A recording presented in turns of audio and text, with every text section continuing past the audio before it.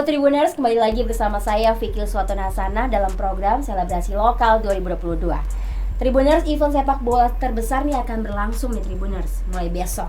Jadi kali ini kita akan membahas prediksi pertandingan antara Kanada versus Belgia nih bersama narasumber kita Bung Dimas. Halo Bung Dimas. Halo Vicky. Gimana kabarnya? Alhamdulillah baik seperti kemarin. Alhamdulillah. Dan juga ada Bung Raf nih, gimana nih Bung Raf? Halo Vicky, ya kabar baik dong. Kalau nggak kabar baik kita nggak akan di sini gitu ya, nggak akan ketemu ya kan itu. Alhamdulillah. Oke, Bung Raf nih kalau melihat pertandingan Kanada versus Belgia nih, kira-kira mengunggulkan mana nih Bung Raf? Ya kalau dibilang mengunggulkan, ya pasti Belgia diunggulkan. Nah kalau bagi saya, ini ada pertandingan yang agak timpang ya. Belgia. Karena Kanada satu sisi apa ya? Jadi satu sisi, nah ini nih yang di background kita ini nih, ini kan Alphonso Davies ya. Dan dia ini baru cedera dan cedera hamstring lagi. Dan itu yang menjadi pertanyaan, sanggup nggak Kanada nyuri poin? Nah yang menjadi pertanyaannya itu, sanggup nggak Kanada nyuri poin? Mau mereka parkir bus kek, mau apa kek, yang penting curi poin dulu dah dari ini Belgia. Karena di grup ini Belgia yang memang dijagokan untuk lolos. Tapi kalau untuk menjagokan Kanada nih berarti? Ya, saya memang orangnya suka menjagokan tim-tim gurem gitu. Tim kuda hitam, tim kuda hitam. Tim kuda hitam. Karena apa ya? Seru aja gitu. Seru. Ya misalkan Kanada lawan Belgia nih. Saya dukung Kanada, kenapa? Iya. Karena seru aja gitu bagaimana mereka, saya ingin lihat perjuangan mereka bagaimana mengimbangi tim-tim yang terbilang besar ya. Secara ada Romelu Lukaku ya, jangan Lukaku deh, ada Kevin De Bruyne lah kita sebut ya. Gimana pemain-pemain nanti bisa menjaga seorang Kevin ini. Nah, itu nih yang jadi apa? Karena apa? Kenapa ini menjadi seru bagi saya? Bagi saya nih, bagi yang lain mungkin enggak ya. Bagi saya, kenapa ini jadi seru? Ini adalah peluang pemain Kanada untuk cari nama atau cari panggung di Piala Dunia ini. Jadi, iya, hasil imbang aja ini akan sudah baik gitu. Berasa menang Piala Dunia gitu apabila pulang kampung.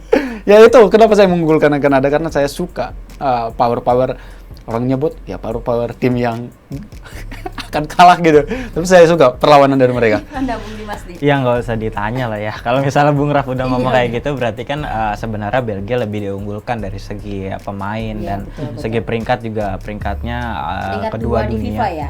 Ya kedua di FIFA, dan dia sempat peringkat 1 selama 4 tahun ya, meskipun tidak pernah juara dunia. Tapi ya balik lagi ya, Kanada memang tim yang tangguh. Dia semenjak pokoknya dia kalau nggak salah baru 2 kali ya mas, terakhir ini juga ya baru masuk lagi ya. Baru masuk lagi ya. Baru masuk lagi, jadi dia baru 2 kali masuk Piala Dunia. Semoga Kanada nggak menang gitu ya. Nggak menang ya, karena memang Belgia pasti diunggulkan. Secara di sini ada Kroasia dan Maroko ya di grup ini gitu. Tapi Bung Dimas ini cukup disulitkan nggak ini karena adanya Kanada di sebenarnya gitu, ya sebenarnya Belgia patut waspada juga sama Kanada, tapi di atas angin kalau misalnya kita melihat pemainnya, melihat pelatihnya, melihat track recordnya, ya pasti menang Belgia gitu. Tapi kalau misalnya buat direpotkan, kemungkinan besar kita nggak tahu nih skuad Kanada bagaimana permainannya, karena kita ngeblank, dia nggak pernah ikut kejuaraan Eropa, kalau sering di dunia. CONCACAF gitu ya. Jadi belum tim-tim Eropa masih gimana ya dia permainannya masih meraba, dan itu yang mungkin menjadi PR buat Belgia gitu. Bagaimana? Nah, keuntungannya di situ. Jadi kalau boleh dibilang Kanada ini kan nggak diisi sama skuad-skuad yang namanya mentereng gitu. kalau dibilang namanya mentereng mungkin hanya beberapa ya, karena ya Alphonso Davies ini memang seharusnya mentereng, namanya cukup bagus karena bermain untuk Bayern Munchen ya. Nah, cuman ada satu lagi yang mentereng, itu yang Jonathan David. Nah, Jonathan David strikernya. Ada duet mereka yang memang berhasil membawa Kanada ini untuk lolos ke Piala Dunia. Ada Larin juga, Sal Larin dari yang bermain untuk kalau Jonathan David itu yang di Lille. Tapi kalau Larin itu di Liga Belgia. Nah, ketemu Belgia gitu. Dia bermain di klub Lure. Jadi dia ketemu Belgia, dan ini yang akan dinantikan bagaimana memang duet mereka ini memberikan apa ya, perlawanan atau membuat kaget Belgia. Nah, cuman di sini adalah kalau boleh disebut, kalau saya ya misalkan nih, ya, misalkan nih kalau saya berada di mereka, ya mereka harus, Belgia itu kelemahannya adalah apabila ada tim yang sedikit kasar saja, mereka akan sulit menghadapi tim yang agak sedikit kasar. Tapi ini kan Kanada disebutnya juga kayak tim tidak diunggulkan gitu ya, anak Memang, bawang gitu. iya. Itu gimana tuh tanggapannya tuh? Ngomongin Kanada ya, saya kira karena dari zona aja dulu zona CONCACAF itu bahkan banyak yang mengatakan Kanada ini ya hanya sebagai tim penghibur gitu. Banyak yang ngomong seperti itu, tim penghibur. Itu sama dengan tim-tim tetangga kita. Ya cuman kita patut berbangga, misal Australia nya. Nah, itu tim-tim penghibur beberapa kalau orang menyebut. Nah, cuman bagaimana mereka lagi kembali di laga perdana tadi. Laga perdana 45 menit awal itu akan menjadi kunci. 45 menit awal. Babak pertama itu. Belgia itu kalau kita lihat di track record sebelum-sebelumnya paling sering mencetak gol juga di 45 menit awal itu. Nah, cuman bagaimana di sini Kanada bisa menahan gempuran dari Belgia ini. Nah, khususnya bagaimana pemain, saya nggak tahu ya siapa yang nanti akan memarking si Kevin De Bruyne. Pertanyaannya di situ. Tapi kalau kita lihat di Kanada itu ada si yang pemain keturunan dari Nigeria yang bermain di situ. Jadi saya kira Igo mungkin. Saya kira siapa nanti yang akan mengcover. Jadi menutup mesin penyerang si Belgia ini, Kevin De Bruyne. Kalau Kevin udah ditutup, saya kira Belgia akan memikir cara-cara lain. Karena ini playmakernya luar biasa sekali si Kevin De Bruyne, dengan bahkan di Manchester City cukup kuat sekali. Nah, cuman bagaimana Kanada ini melakukan serangan balik. Nah, kalau sebelum-sebelumnya kemarin aja serangan melawan Jepang ya, yang menang 2-1 ya. Ya itu cukup kaget juga bisa menang lawan Jepang gitu ya. Bisa menang lawan Jepang secara di Jepang itu dia diunggulkan gitu ya. Nah, cukup kaget juga. Tapi ini akan menaikkan kepercayaan diri dari Kanada dengan kemenangan atas Jepang di persiapan akhir. Saya kira yang patut diwaspadai itu adalah si Kevin De Bruyne. Nah, itu tanggapannya gimana dari Belgia, dari pemain-pemain yang mentereng ada di Kanada? Ya. Dua pemain mentereng kan? Dua pemain mentereng, tapi satu pemain menterengnya siapa? Alphonso Davies ini masih hamstring ya. Jadi kemungkinan besar belum tentu bisa main di babak Belgia Kanada ini. Ya paling kita harus apresiasi ya buat Kanada karena memang masuk sebagai finalis lagi, dan kayaknya nggak terlalu sulit ya buat Belgia melaju mulus lah untuk melawan Kanada gitu. Dan apalagi Belgia ini pas kualifikasi juga dia menang tanpa kekalahan sama sekali, dan jumlah golnya yang diperoleh lumayan banyak. Jadi sepertinya akan mulus-mulus aja ya di grup ini. Belgia pasti lebih diunggulkan dibanding yang lain. Tapi ini kan Kanada ini kan menunggu sekitar 36 tahun nih untuk ajang Piala Dunia. Ini kira-kira Kanada di ajang Piala Dunia ini bisa membuktikan nggak sih? Ya sebenarnya di grup ini kan full kuda hitam ya. Iya, banyak juga orang yang bilang Belgia ini juga termasuknya kuda hitam. Kalau secara keseluruhan Maroko pun kuda hitam, Kroasia kuda hitam. Jadi memang lebih susah ditebak, tapi lebih diunggulkan ya Belgia dibanding Kanada gitu. Kalau Bung Raf sendiri gimana tanggapannya? Ya, itu tadi karena memang sudah sangat lama sekali mereka tidak masuk Piala Dunia. Dan ini loh, di Piala Dunia itu begini loh. Di Piala Dunia itu kenapa saya katakan itu akan mati-matian? Satu, pemain pasti nyari peluang mereka untuk naikin harga diri mereka, harga pasar mereka. Itu potensinya di situ. Dan Piala Dunia itu satu tim dari benua manapun apabila mendapat 1 poin aja nih, apalagi untuk sekelas kuda-kuda hitam di grup ya, bukan di Piala Dunia tapi kuda hitam di grup, seperti Kanada salah satunya. Kan kuda hitam apalagi lawan di atasnya kan lumayan kuat. Maroko itu lebih kuat lah ibaratnya dibanding, apalagi bicara tentang Kroasia gitu kan. Nah, bagaimana mereka bisa mendapat poin? 1 poin aja itu akan luar biasa. Dan apabila mereka bisa mendapat poin di laga perdana melawan tim sekelas Belgia, ini akan menjadi kebanggaan bagi Kanada. Dan saya menantikan duet dari striker Jonathan David yang bermain untuk Lille, dan juga ada si Larin tadi, Larin itu. Saya menantikan duet mereka ini bisa membobol gawang Belgia lah, atau mengagetkan Belgia. Kalau disebut Jonathan David itu dia udah mencetak 22 gol. Kemudian Larin itu ada 13 gol. Dia di Jurnal CONCACAF kemarin dia top skornya. Dan Tapi ini Bung Raf, saya pengen tahu nih, apa sih yang dipersiapkan pelatihnya dari Kanada nih untuk yang menanggapi nah Belgia? itu dia yang saya harap ya. Cuman apakah apakah Kanada mau gitu bermain dengan sedikit kotor gitu ya. Ya, dengan sedikit kotor ya fisikal di situ. Nah, apakah mau? Pertanyaannya itu. Apakah mau? Kalau mereka mau, ya tutup ruang gerak ya fisik aja gitu. Apakah mereka mau? Cuman bukan Kanada namanya seperti itu. Bukan Kanada. Itu main kampung. Sebenarnya bukan main kampung. Main kampung. Bukan main kampung. Kalau kita di beberapa kompetisi, misalkan seperti Newcastle yang sekarang lagi jor-jornya di Liga Inggris ya.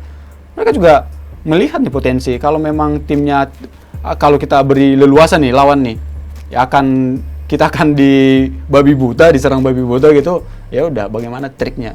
Nah ini nih, kalau Kanada kan nggak jauh beda ya, main-main kayak Amerika Serikat gitu, nggak jauh beda. Jadi harapan saya ya udah berani lah gitu, berani dengan fisik, berani dengan ya mau nggak mau. Memang kalau mereka nggak mau jadi lumbung gol, mereka harus berani, mau nggak mau.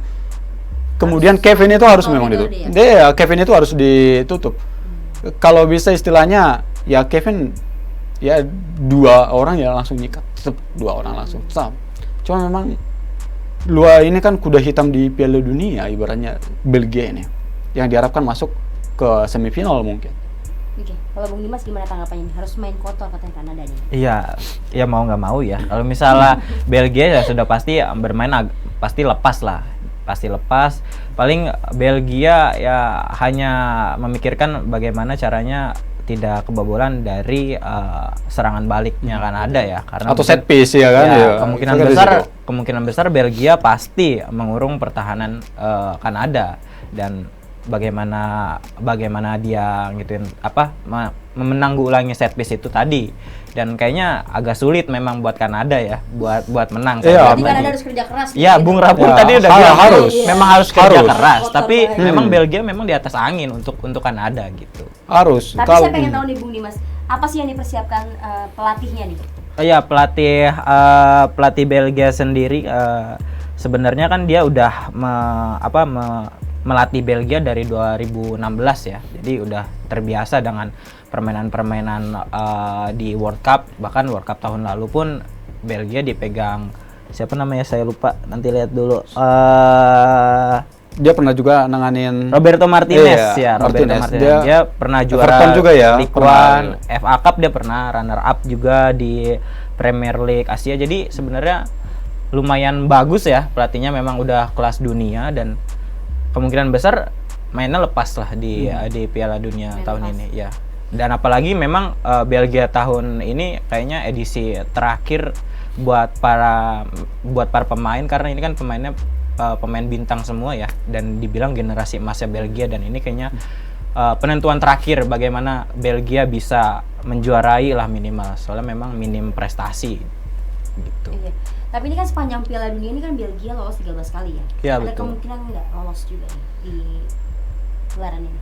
Kemungkinan besar lolos ya buat 16 besar, tapi kita melihat bagaimana di putaran final ini yang mereka ketemu tim-tim yang super mewah lah istilahnya. Kan nggak hanya Belgia di grup ini, memang Belgia diunggulkan, tapi di grup lain seperti Brazil dan lain-lain kan masih ada di atas Belgia, bahkan di peringkat FIFA aja Brazil itu lebih diunggulkan daripada Belgia.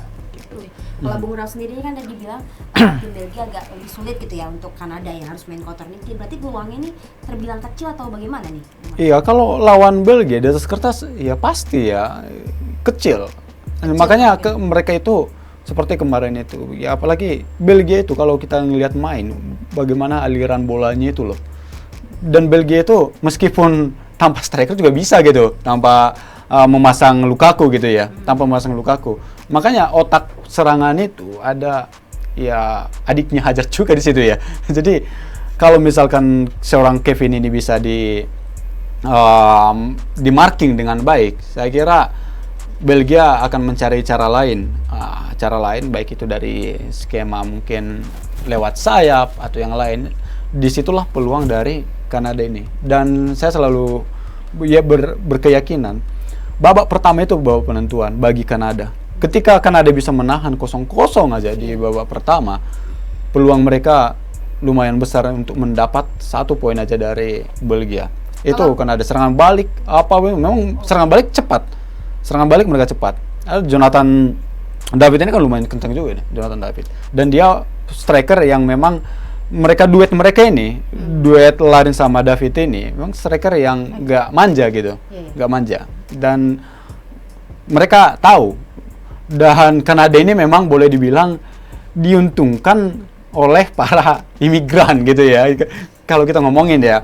Karena pemain-pemain yang jadi di situ itu kan boleh dibilang ya mantan-mantan dari imigran orang tuanya, kemudian tinggal di Kanada, akhirnya hidup di Kanada, jadi pemain bola di Kanada. Dan perjuangannya ini loh, kalau kita sebut pemain keturunan kayak gitu ya, perjuangan mereka ini imbang aja 0-0 di babak pertama, besar kemungkinan bisa meraih imbang di babak kedua. Baik, Bu Dimas nih kalau melihat kan peluangnya cukup besar ya untuk Belgia nih. Prediksi skornya nih kira-kira berapa nih? Paling minim itu sebenarnya kayaknya 2-0, tapi kayaknya kemungkinan besar Belgia bisa 3-0 atau 4-0 harusnya ya. 3-0. Karena melihat skuadnya lebih baik daripada Kanada. Kalau dari Kanada sendiri nih berapa prediksi skor? Kalau prediksi skor ya mungkin kalah tipis saja udah syukur bagi Kanada. Misalnya kalah 0-1 gitu ya. Cuman ya itu tadi bagaimana cara mereka mengimbangin. Apabila mereka berhasil mengimbangi 0-0 aja di babak pertama, mereka akan termotivasi lagi untuk mendapat poin di babak kedua. Tapi kalau ya jangan sampai biarkan Belgia nyetak gol di babak pertama itu aja. Intinya di situ aja. Baik. Oke, Tribuners, demikian prediksi dari Bung Dims dan juga Bung Raf. Terima kasih buat Bung Dimas Terima dan kasih juga Bung Raf juga, sudah hadir Vicky. dalam program Selebrasi Lokal 2022. Tribuners, terima kasih juga sudah menyaksikan. Kira-kira Tribuners menjagokan siapa nih? Kanada ataukah Belgia? Tulis ya di kolom komentar. Saya Vicky Uswatun-Hasana pamit undur diri dan jangan lupa terus saksikan Selebrasi Lokal 2022. Jangan lupa subscribe ya.